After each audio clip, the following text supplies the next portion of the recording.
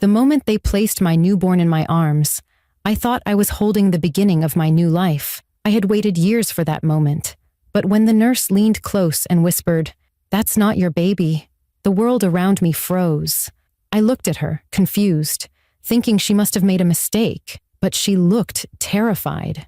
And when she showed me the tiny footprints on the hospital record that didn't match the ones on my baby's tag, my heart stopped. Then I turned to my husband, and that's when I saw it. Tears streaming down his face. He wasn't shocked. He wasn't confused. He already knew. Before I tell you what happened next, make sure to subscribe to the channel and comment below where you're watching from, because this story will leave you speechless. My name is Lauren Hayes, and all I ever wanted in life was to become a mother. My husband Evan and I had been married for 7 years, and for most of those years, we fought a quiet battle with infertility. We tried everything: doctors, treatments, prayers. Every time I saw a negative test, a little part of me broke, but Evan never gave up. He'd hold my hand and say, "Our time will come, Lauren. We just have to keep believing." When I finally got pregnant, it felt like a miracle. Everyone around us was thrilled. Our parents, our friends, even our neighbors. I started keeping a journal, writing letters to my baby every night. We painted the nursery in soft yellow tones, filled it with toys, and bought a crib that Evan insisted on assembling himself. He was so gentle with every screw, every piece of wood, as if he was building more than just furniture. He was building our dream. But something changed in the last few months of my pregnancy. Evan became distant. He still came to every doctor appointment, still smiled when we heard the baby's heartbeat, but there was a sadness behind his eyes I couldn't explain. At night, he'd sit by the window for hours, lost in thought. When I asked him what was wrong, he'd say, "I'm just nervous about being a dad." I didn't push him. I thought maybe the pressure was getting to him. We'd waited so long for this, and I assumed he was just scared of not being perfect. When the big day finally came, everything moved fast. My water broke early in the morning, and Evan rushed me to the hospital. I remember gripping his hand so tightly that he winced. Between contractions, I saw him looking at me with tears in his eyes. "You're doing great," he kept saying. "I'm so proud of you." His voice shook every time. After hours of labor, I heard my baby's first cry. It was the most beautiful sound I had ever heard. The nurse placed him on my chest, and I felt a wave of love so powerful it took my breath away. I whispered, "Hi, Noah," because that was the name we'd chosen, the name that meant new beginning. But when I looked at Evan, something felt off. He was crying uncontrollably, not tears of joy, but of deep pain. I reached for him, thinking he was overwhelmed, but he turned away. I didn't understand why until the nurse came back a few minutes later, her face pale. She looked at me carefully, like she didn't know how to say what she needed to. Then she leaned down and whispered, "Mrs. Hayes, I need to talk to you privately. There's been a mistake." I felt my stomach twist. "What kind of mistake?" I asked. She hesitated, looked at the baby, then at me. Her voice trembled. "That's not your baby." The room spun. My chest tightened. I clutched the baby closer instinctively, shaking my head. "What are you talking about? Of course he's mine." But then she showed me the hospital record card, the one with the baby's name and footprints printed in ink. The prints didn't match the ones stamped on the band around my baby's ankle. Before I could say another word, she whispered, "There's something you need to see. But first, ask your husband." I turned toward Evan, my voice barely holding together. "Evan, what's happening?" He couldn't look at me. His head was in his hands, his shoulders shaking. And when he finally spoke, his words shattered everything I thought I knew. "I'm so sorry, Lauren," he said quietly. "I didn't want you to find out like this." The nurse looked between us, her face full of pity, and suddenly I knew this wasn't a mix-up. This was something much worse. The room felt like it was closing in on me. The sound of the machines, the faint cries of other newborns down the hallway, even the hum of the ceiling lights, all of it blurred together into a dull roar in my ears. I looked from the nurse's pale face to my husband's trembling hands and felt my heart begin to race. "What do you mean you didn't want me to find out like this?" I demanded, clutching the baby tighter. Evan didn't answer right away. He just sat there, staring at the floor, his tears dripping onto the tile. The nurse glanced nervously toward the door and whispered, "Mrs. Hayes, I think it's better if we talk outside," but I refused to move. "No," I said firmly. "You're not taking him anywhere. Tell me what's going on right now." The nurse sighed and looked at Evan. "Mr. Hayes," she said softly, "she deserves to know the truth." He finally lifted his head. His eyes were red and swollen, but there was no anger or confusion in them, just guilt. "Lauren," he said, his voice breaking, "the baby, the one you're holding, he's not ours." I froze. The words didn't make sense. I looked down at the tiny boy in my arms, his little fingers curling around the edge of the blanket. "Of course he's ours," I said, my voice shaking. "I just gave birth to him." Evan shook his head slowly. "No, you didn't." The nurse placed a folder on the bedside table and opened it, revealing 2 sheets of paper. One had the baby's identification record, and the other had the hospital's digital scan of my newborn's prints. "These prints," she said gently, pointing to one of the papers, "belong to a different child, a baby delivered minutes before yours. The mix-up shouldn't have happened, but—" She looked directly at Evan. "It wasn't an accident." I turned to him, my pulse pounding. "What did you do?"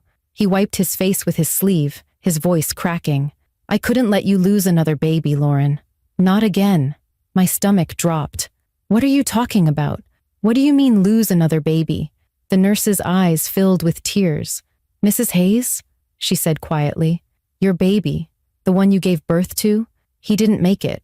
It felt like the world split open. I couldn't breathe. "No," I whispered, shaking my head. "That's not true. I heard him cry. I held him. You're wrong."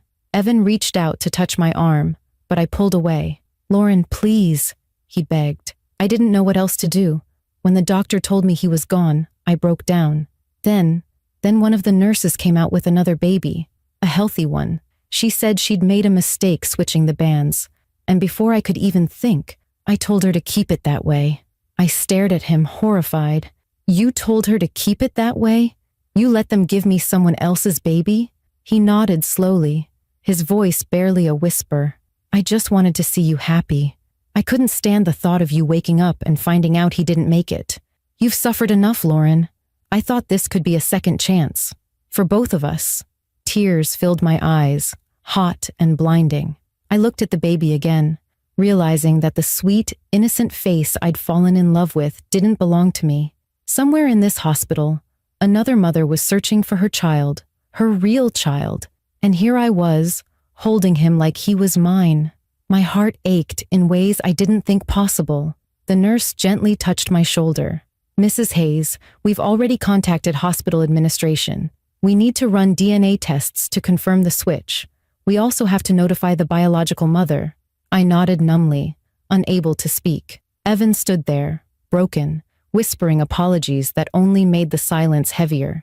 The hours that followed were unbearable. I sat in that hospital room staring at the baby, memorizing every inch of his face, the curve of his tiny lips, the dimple in his chin, the soft hair that smelled like milk and heaven. He wasn't mine, but somehow, in those few hours, I had loved him with every piece of me. A few nurses came in to collect information and document everything. When Nurse Clara returned, her voice was gentle but steady. "Mrs. Hayes, the mother of the other baby has been notified. She's on her way here." Evan tried to reach for my hand again. "Lauren, please. I know I've made a mistake, but I did it because I love you." I looked up at him with anger and heartbreak colliding inside me. Love doesn't steal from someone else, Evan. Love doesn't lie to the woman it's supposed to protect. He broke down completely, falling to his knees beside the bed. I turned my head away, unable to watch him crumble. All I could think about was the mother on her way to the hospital, the one who would walk in expecting to hold her baby and realize someone else already had. When the door finally opened and I saw her standing there, my heart stopped again. She was young, maybe 22, her hair pulled into a messy bun, her hospital bracelet still on her wrist. Her face was streaked with tears, but when she saw the baby in my arms, she gasped softly and whispered, "My son." The room fell completely silent. I looked at her, then at the baby, and in that instant, I knew what had to happen next. I didn't need a test or a paper or anyone's permission. I had to make it right. The truth had destroyed everything I believed in, but it had also given me one last chance to do the right thing. The young woman stood frozen in the doorway, her hands trembling as she looked at the baby in my arms. Her lips quivered as she whispered, "Please, can I hold him?" The room was heavy with emotion. No one moved. No one spoke. My chest tightened as I looked down at the baby, his small fingers still wrapped around the edge of my hospital gown.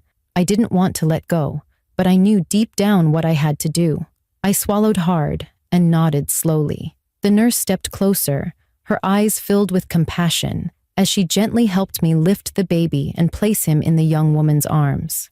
The moment their skin touched, the baby stopped fussing. He looked up at her, and she began to cry softly, pressing her lips to his forehead. It was a sound I'll never forget, a sound of pure relief mixed with heartbreak. Evan stood in the corner, silent. His eyes were red and distant, his body stiff as if the weight of his decision was crushing him. I wanted to scream at him, to demand how he could ever think this was okay, but my voice wouldn't come. I was too consumed by what I was witnessing, a mother and child finally reunited, even if it meant losing what I thought was mine. The young woman looked at me through her tears and whispered, "Thank you." Her words pierced through me. I managed to nod, though my heart felt like it was being ripped apart. The nurse placed a comforting hand on my shoulder and said, "We're going to take both of you to a private room to talk. There are some things we need to explain." I glanced back at Evan, but I didn't want his comfort. I didn't trust him anymore. As they led us into another room, I felt numb, moving like a ghost through the hallway. My body was weak from giving birth, my mind spinning from everything I had learned. When we sat down, the nurse took a deep breath and said gently, "Lauren, what happened here was wrong, but you need to know that you were never part of this deception. You were a victim of it too."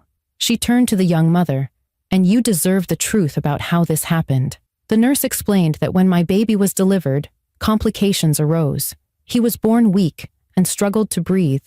Despite every effort, he didn't survive. Evan had been there when it happened. The nurse paused, her voice trembling as she said, "Your husband begged us not to tell you right away. He said he couldn't watch you go through another heartbreak." The young woman, whose name was Maria Torres, sat quietly, clutching her baby close. "So, when they brought my son in for the newborn checkup," the nurse continued, "Evan saw him. He was desperate, and when one of the staff members made a clerical mistake with the ID bands, he didn't correct it. He told her to leave it that way." I closed my eyes, my jaw trembling. "He let me believe I gave birth to someone else's child," I said softly. The nurse nodded. "He thought he was sparing you pain, but what he did broke the law, and your trust." I looked at Maria, who was rocking her baby slowly. Despite everything, she didn't look angry, only heartbroken. "I can't imagine what you've been through," I said quietly. "You must have been terrified." She nodded. "They told me my baby was taken to another floor for testing. I waited for hours. No one told me anything. I thought I was going to die not knowing where he was." She wiped her eyes and looked at me with sincerity. "You didn't deserve this either." Something shifted inside me in that moment. The anger that had been building gave way to something else. Resolve. I couldn't change what had happened, but I could make sure it never happened again. I turned to the nurse. "I want to file a report, not just against Evan, but against anyone who helped cover this up." The nurse nodded firmly. "That's the right thing to do." When Evan was brought into the room a few minutes later, his face was pale. He looked at me, his eyes pleading. "Lauren, please. I made a mistake. I just wanted to give you the life you deserved." I stared at him, my voice low but steady. "You didn't give me a life, Evan. You stole one. And now you have to face what you've done." He started crying again, reaching out to touch my hand, but I pulled away. "You lied to me. You lied to her. And you took something that wasn't yours. You can call it love, but love doesn't destroy other people." The hospital security escorted him out after I signed the report. Maria sat quietly beside me, holding her baby and whispering to him softly. I I didn't know what to say, so I just sat there, listening to the tiny sounds of her child breathing, feeling the ache of loss settle deep inside me. Later that evening, I went back to my hospital room. It was quiet, dimly lit, and painfully empty. The crib beside my bed was no longer filled. I sat on the edge, clutching the small blanket that had once wrapped the baby I thought was mine. My tears came silently, one after another, until exhaustion took over. When I finally lay back, I whispered into the stillness, "Goodbye, Noah. Even if I never got to be your mother, I will always love you."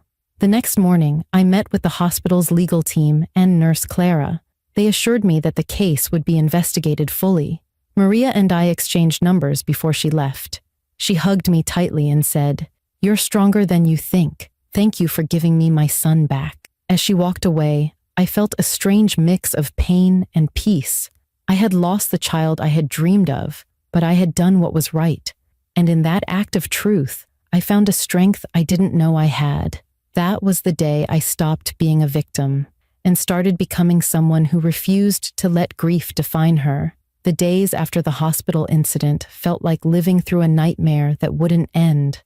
My body was still healing from childbirth, but my mind was haunted by everything I'd learned. I couldn't sleep without hearing the nurse's voice in my head saying, "That's not your baby."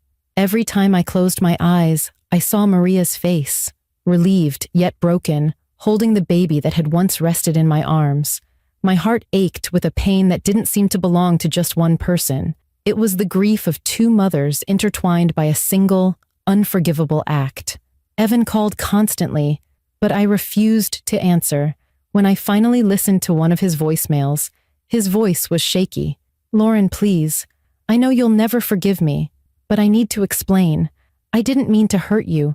I couldn't lose another baby." I deleted the message. There was nothing left to explain. He'd taken away my right to mourn, my right to know the truth. That wasn't love. That was control disguised as care. 2 days later, the hospital's investigation began. Nurse Clara stayed in contact with me, guiding me through the process and offering quiet reassurance whenever I started to break down. She'd become my anchor in all of this, a stranger who treated me like family. "You did the right thing, Lauren," she told me over the phone. "You gave that child back his life and his mother back her heart." Still, there were moments when guilt clawed at me. I would sit in the empty nursery, staring at the untouched crib, the soft yellow walls, and the tiny baby clothes still folded neatly on the shelf. I kept replaying the moment I handed Maria her baby, wondering if I could have held him a little longer or memorized his face a little better. He wasn't mine, but my arms still felt empty without him. A week later, the hospital requested that I return to give an official statement alongside Maria. When I walked into the conference room, she was already there, rocking her baby, now named Liam. He looked healthy and peaceful, wrapped in a blue blanket. Maria stood up when she saw me. For a moment, we just looked at each other, two women bound by tragedy and truth. Then she smiled faintly. "He's okay," she said softly. "He's eating well now." I smiled weakly. "He looks happy." The hospital officials explained that an internal review had confirmed everything Nurse Clara had suspected. The nurse who had assisted Evan in hiding the switch had confessed. She admitted she was manipulated by his desperation and fear after seeing me unconscious in the delivery room, unaware that my baby hadn't survived. The words made me sick. The woman claimed she thought she was helping a grieving husband, not realizing the full scope of the damage she was causing. When they finished explaining, the lead administrator asked if I wanted to press criminal charges against Evan. I didn't answer right away. My heart said yes, but something deeper inside hesitated. Prison wouldn't fix what he'd done. It wouldn't bring back my baby or undo the pain. I looked down at my hands and said quietly, "I just want the truth on record. I want to make sure this never happens to another mother again." Maria reached out and touched my arm. "That's enough punishment," she said softly. "He'll live with what he did for the rest of his life." As I walked out of the hospital, I felt lighter, though the pain was still there. Closure, I realized, wasn't about getting revenge. It was about accepting the truth and letting go of what I couldn't control. Later that evening, I went to visit my father's house. My mother had passed away years earlier, but my dad was still my quiet source of strength. When I told him everything, he listened without interrupting. After a long silence, he said, "Grief has a way of showing us who we are when the world falls apart. You didn't run from the truth, Lauren. You faced it. That's what your mother would have done." I felt tears run down my face as I whispered, "It hurts so much." He nodded. "It's supposed to. Love doesn't disappear when life gets cruel. It just changes shape." That night, I decided to visit the hospital chapel, the same one I had walked past countless times without ever stepping inside. It was quiet, dimly lit by a few flickering candles. I sat in the front row and closed my eyes. For the first time, I let myself say goodbye to the baby I'd lost. I imagined holding him again, just for a moment, before handing him to someone who could keep him safe. "You were loved," I whispered. "Even if it was only for a heartbeat, you were loved." When I left the chapel, I felt something shift inside me. The sadness was still there, but it was no longer drowning me. It was softer now, like a scar that hurt when touched, but reminded me of what I had survived. The following week, I met Maria at the park. She wanted me to see Liam one last time before she moved back to her hometown. As she handed him to me, I felt a rush of warmth. He looked up at me with wide, curious eyes and made a soft, cooing sound. I smiled through tears. "He's perfect," I said. Maria nodded. "He's lucky you were the one holding him that day. I think he felt safe because of you." I kissed his forehead gently. "He'll always have a piece of my heart." When I handed him back, it didn't feel like loss anymore. It felt like peace. That evening, I packed away the nursery. Every blanket, every tiny sock, every stuffed toy went into a box labeled Noah. I placed it on a high shelf in the closet, not to forget, but to honor what could have been. As the sun set outside my window, painting the sky in shades of gold and pink, I whispered a quiet promise to myself. I would not let this pain define me. I would build something new from it. The truth had shattered me, but it also rebuilt me into someone stronger, someone who knew that love was not about possession or perfection, but about courage, honesty, and letting go when it's right. And for the first time since that awful day, I allowed myself to smile, not because the story had a happy ending, but because I had survived it. Months passed after that heartbreaking day, and though the pain didn't disappear, it softened. Grief had become part of my daily rhythm, like a shadow that followed quietly, but no longer swallowed me whole. I moved out of the house Evan and I once shared and rented a small apartment above my flower shop. The space was quiet, simple, and filled with the scent of fresh blooms. In the early mornings, before the shop opened, I would sit by the window with my coffee, listening to the city wake up. For the first time in a long while, the silence didn't hurt. It felt like peace. Evan and I no longer spoke. The hospital's investigation had ended with his confession, and though the district attorney offered me the chance to pursue charges, I refused. I had nothing left to take from him. His punishment was living with what he'd done. Every time I thought about him, it wasn't anger I felt anymore. It was pity. Pity for a man so consumed by fear that he confused love with control. But the truth is, I wasn't just mourning the loss of my baby or my marriage. I was mourning the person I used to be, the woman who believed life could only be beautiful if it went according to plan. I'd built my world around the dream of motherhood, and when that dream shattered, I didn't know who I was without it. Healing meant rediscovering that person, piece by piece. Therapy helped. Talking to someone who didn't see me as the woman from the hospital story gave me room to breathe. My therapist once told me, "Closure doesn't come from forgetting. It comes from forgiving yourself for surviving." Those words stuck with me. I realized I had spent months blaming myself for not noticing Evan's lies, for loving the wrong man, for holding a baby that wasn't mine.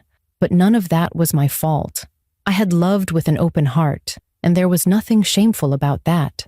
One day, a small envelope arrived at my shop. There was no return address. Inside was a photo of a smiling baby, Liam. He was sitting in a patch of grass, his tiny hands grabbing at flowers, his eyes shining with joy. The photo came with a short note in Maria's handwriting. "He's walking now. Every step he takes reminds me of the second chance you gave both of us." I pressed the photo against my chest and cried, not from pain, but from gratitude. That moment changed something in me. I realized that while I couldn't be Liam's mother, I had played a part in his story, a part that mattered. I hadn't lost everything. I had given love, and that love still lived on in some way. It was enough. I started using my flower shop as a place for healing, not just for me, but for others. Every Saturday, I hosted a memory garden workshop where people who had lost someone could come and create arrangements dedicated to their loved ones. Some brought photos of parents, some of pets, some of children. I shared my story only when asked, but the purpose was never to relive the pain. It was to show that beauty can grow even from loss. Slowly, I began to feel whole again. My father visited often, helping me stock supplies or fix things around the shop. One evening, as we locked up, he looked at me and said, "You know, your mom always believed flowers were proof that something beautiful can come from dirt." I smiled and nodded. "She was right," I said quietly. As the 1-year anniversary of the hospital day approached, I decided to visit the cemetery where my baby, Noah, was buried. I hadn't gone there since the funeral. It was too hard, but now I felt ready. I brought a single white rose, his flower.